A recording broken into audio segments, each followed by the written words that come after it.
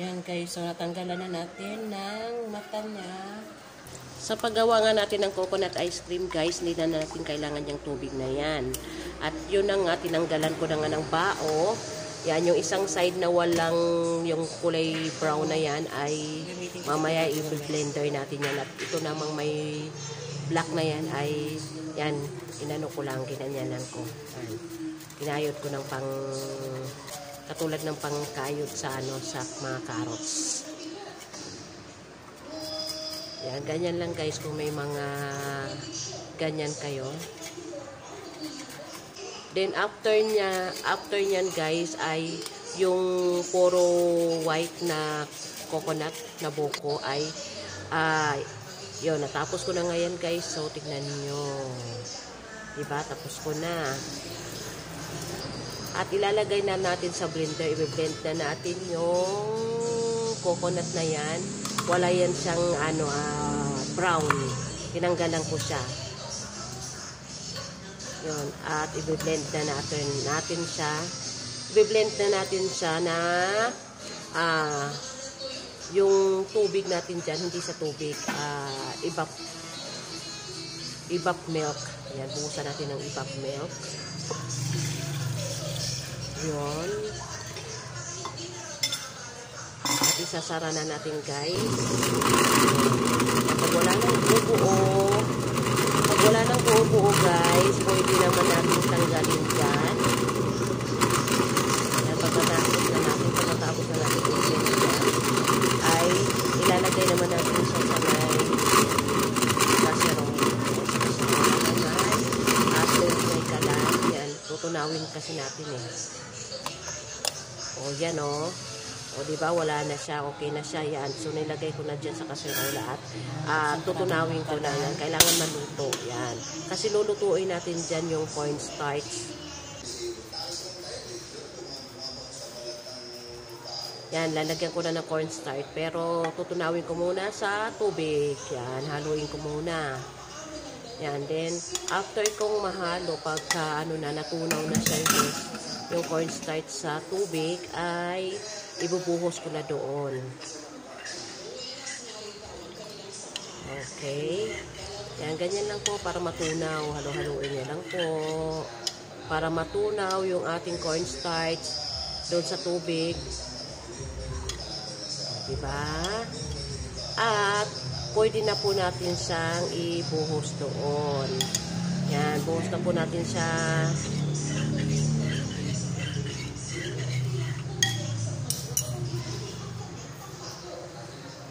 Yan, at halo-haloin natin ulit.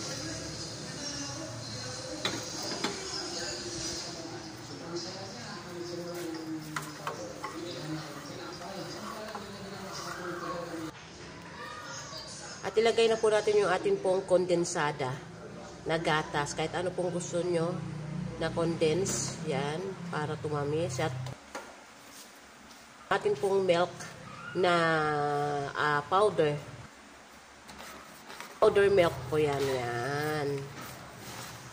Powder milk. Kailangan din po natin. At yun. At ilagay na natin yung ating pong kinayod na nyog. Yun, halo-haluin lang po natin hanggang sa maluto po. Yan, ganyan lang po. Ito na po. Malamig na. Kaya lalagyan na po natin yung ating pong mga paso. Yan, itong plastic po. Yan. Plastic guys.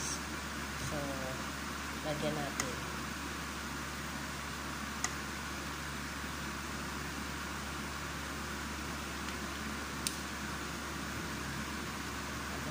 Guys.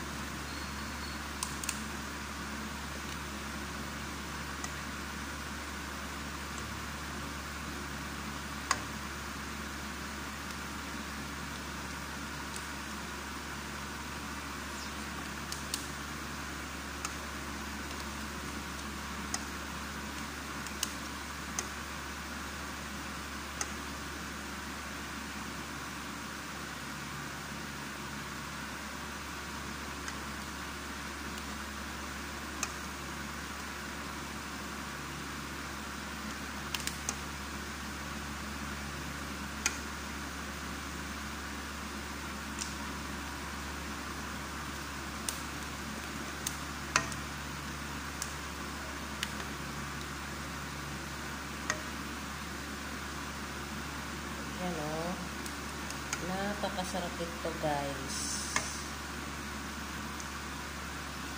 Ang laki, no? Pwede ko siguro itong ibenta, guys, ng 10 pesos.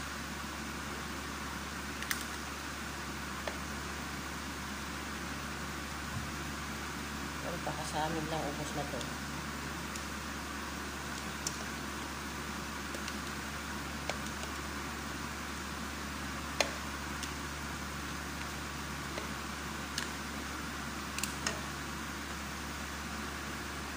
Ayan, guys, so napakasarap na coconut ice cream.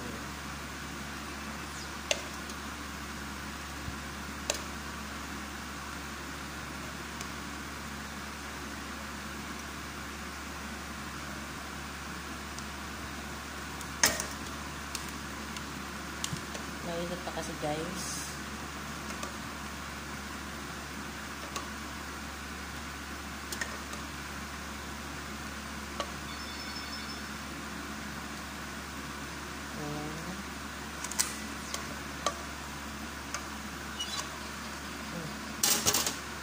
Lipat.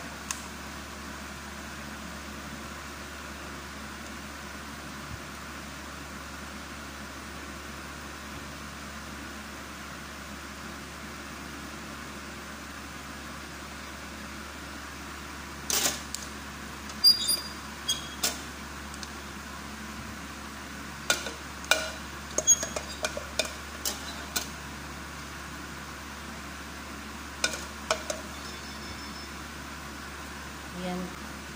Sa isang buko, guys, ito lang nagawa ko. 1, 2, 3, 4, 5, 6, 7, 8, 9, 10. 10 peraso yan, guys. Sa isang buko. Yan. So, kailangan natin siya, kailangan din, guys, ng popsicle stick. Yan. Yan, guys. So, malalaking popsicle stick, oh. Lagyan natin yan. Guys, diba? Nakatotohanan ng ice cream.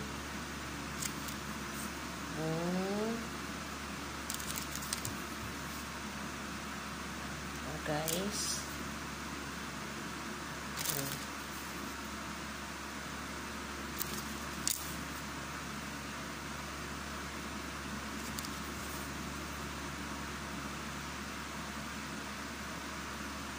Diba? So, yan na, guys. So, yan.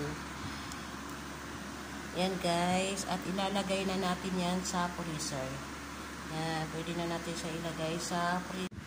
Tapos na, guys, yung aking coconut ice cream. So, nakagawa lang po ako sa isang buko ng 10 peraso. Yan, ang cup po. Yan. So, ilalagay po muna natin sa ref at bukas. Titikman na po natin, kakain na po natin ito, guys. Yan, oh. 10 peraso lang, diba? Yan. Ilalagay na natin ito, guys, sa freezer. Kagabi po, 9:38 ay pinasok natin itong ating ginawang coco ice cream. So, ngayon ay kukunin natin ng 5:38 ng umaga. Ayan, titignan po natin. Ito na po yung atin pong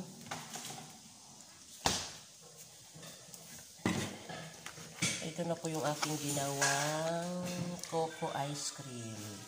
Yan. So, titikman po natin sa freezer. Yan. So, titikman po natin ang ating coco ice cream.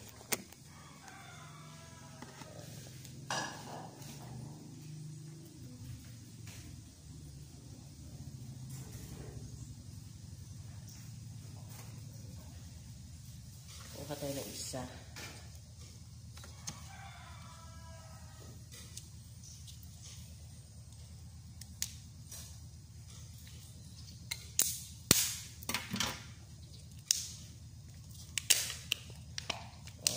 Sarap.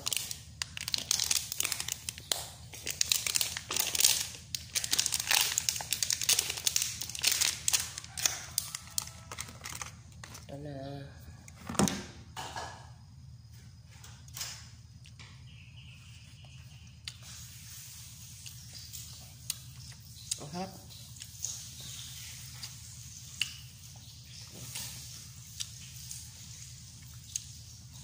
Pwede natin ito ibenta ng 20 pesos. Ang sarap. Thank you po. Thank you for watching.